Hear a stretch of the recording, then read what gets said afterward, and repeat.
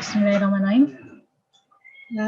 Pada pertemuan kali ini kita akan membahas mengenai lebih spesifik mengenai teknik dari proses pemrosesan teks pada natural language processing yang disebut dengan stemming dan lemmatisasi atau lemmatization. Di sini sebenarnya terkait bagaimana NLP itu memanfaatkan morfologi. Yang 2 minggu yang lalu, pertemuan sebelumnya saya sudah menjelaskan seperti apa analisa morfologi. Nah, di sini kita akan membahas bagaimana NLP itu memanfaatkan morfologi. Yang pertama, ada proses atau fungsi di dalam NLP yang disebut dengan proses stemming, di mana tujuannya adalah untuk melucuti atau menghilangkan awalan dan atau sufiks untuk menemukan kata dasar.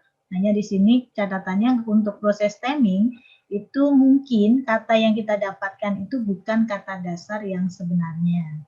Jadi masih ada proses pengoreksian ejaan ya, jika diperlukan. Beda dengan lemmatisasi. Kalau lemmatisasi itu mirip seperti stemming, hanya di sini dia langsung menemukan kata dasarnya.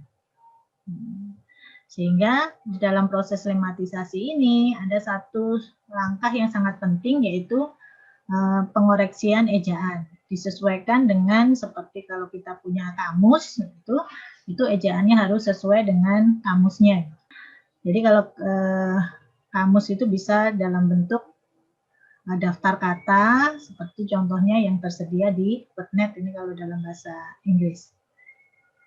Kemudian analisa morfologi lagi yang nanti bisa kita manfaatkan untuk NLP itu adalah menebak atau memprediksi ya, menebak di sini adalah memprediksi part of speech atau pause atau bagian dari ucapan.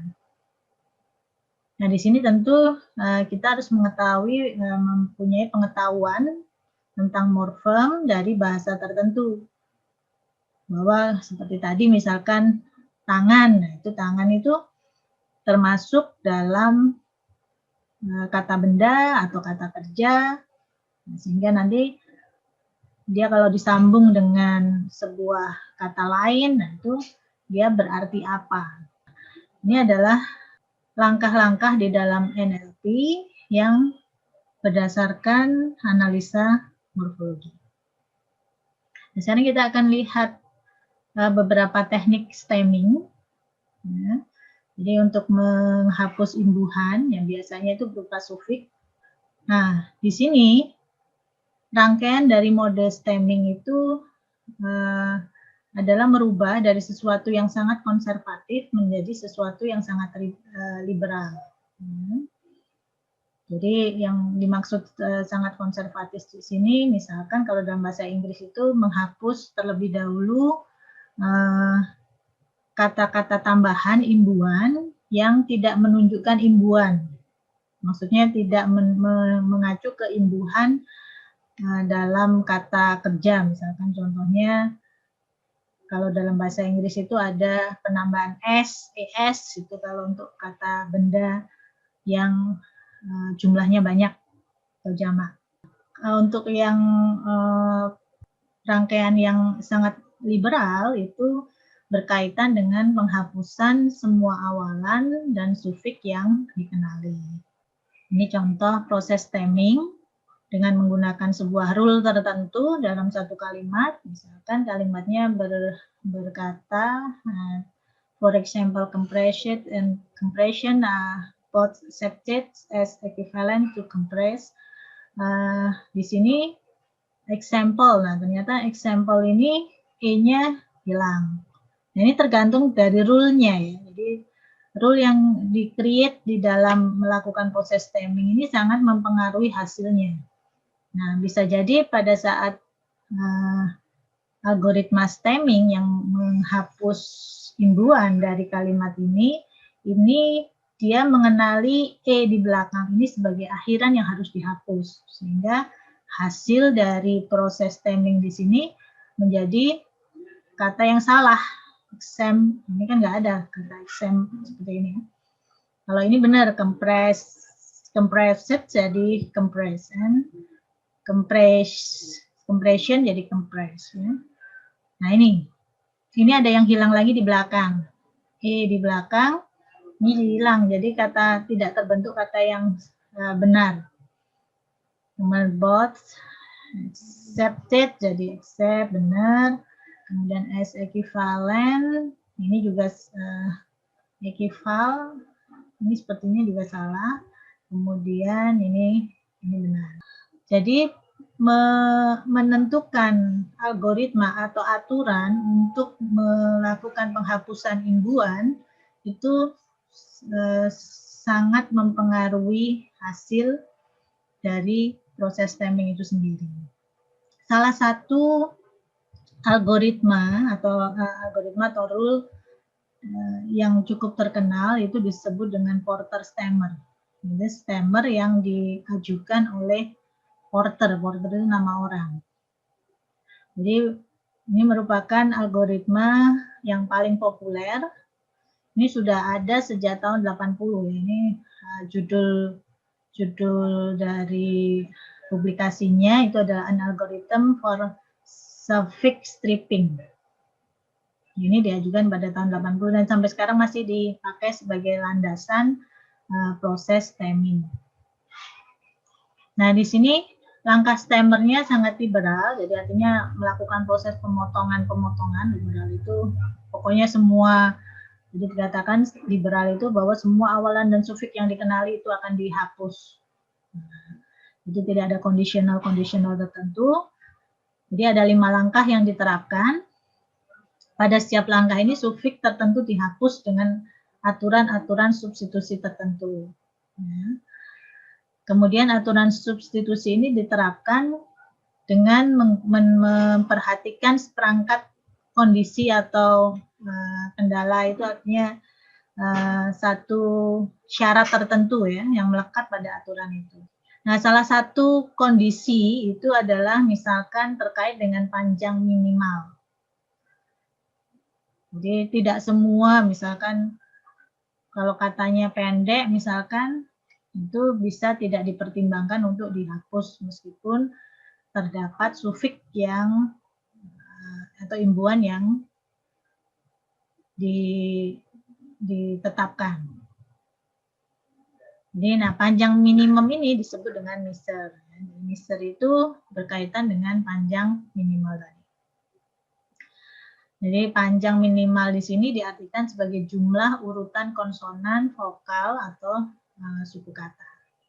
Jumlah urutan konsonan vokal atau suku kata. Jadi bukan jumlah kata, bukan jumlah huruf ya, tapi jumlah suku kata. Contohnya kalau ada kata minimal, nah ini berarti ada measure-nya, itu berarti 3. 1, 2, 3. Kemudian kalau dari itu berarti measure-nya 2. Stem itu berarti measure-nya 1. Yang itu juga measure-nya 1. Gitu. Jadi panjang minimal itu adalah jumlah suku katanya dalam satu. Ini contoh aturan Porter stemmer. Misalkan pada langkah pertama ini menghilangkan semua yang berkaitan dengan kata benda yang jumlahnya banyak. Jadi imbuhan untuk mewakili kata benda yang jumlahnya banyak. Contohnya SES ya. Nah, di sini ada aturannya, kalau dia bertemu dengan bentuk SSES, maka dia akan diganti dengan SS saja. Sehingga kalau di sini dia bertemu dengan SSES, maka SSES ini diganti dengan SS saja. Kemudian ada juga kalau belakangnya ini IES, maka dia diganti dengan I saja. Kemudian kalau belakangnya SS itu tetap.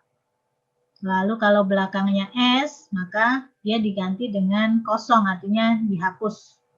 Jadi cats gitu, maka dia diganti dengan cat saja. Ini yang belakangnya kosong.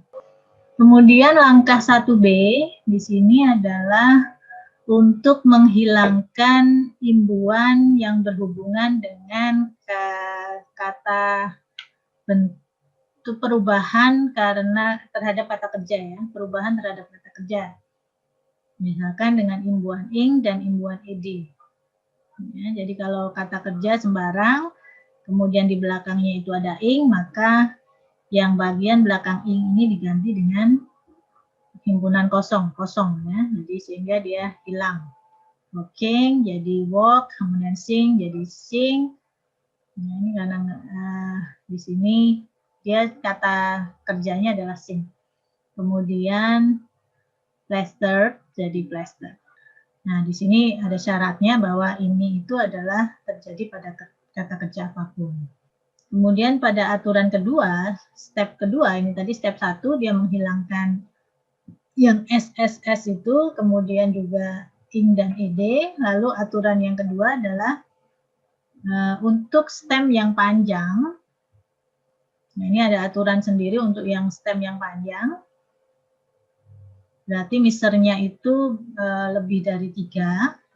Katakan stem yang panjang itu kalau misernya lebih dari 3. Nah, di sini kalau ada akhiran asional, dia diganti dengan it saja.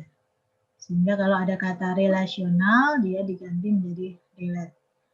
Nah, asional, nah itu diganti dengan at. Nah, saya beri tanda.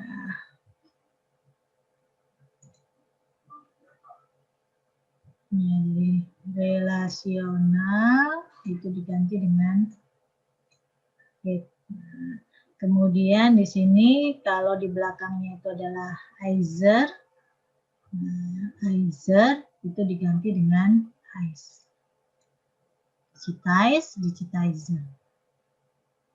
Kemudian kalau belakangnya operator, maka dia diganti dengan it juga. Sehingga operator dia dirubah menjadi operate. Baru setelah itu pada step yang ketiga itu untuk stem yang lebih panjang lagi, ya, untuk stem yang lebih panjang lagi berarti yang misernya lebih panjang lagi dari yang step kedua. Itu yang belakangnya al itu dihapus sehingga dia menjadi, contohnya ini belakangnya al, dia menjadi revive. Nah, kemudian able, kalau di belakangnya able ini juga dihapus. Kemudian di belakangnya it, activate, dia menjadi aktif. Kemudian, nah ini contoh aturan Porter Stemmer pada bahasa Inggris ya. Nah ini diadopsi oleh Fadilah Zetala, ini orang Indonesia yang studi di Belanda. Dia membuat stemming untuk bahasa Indonesia.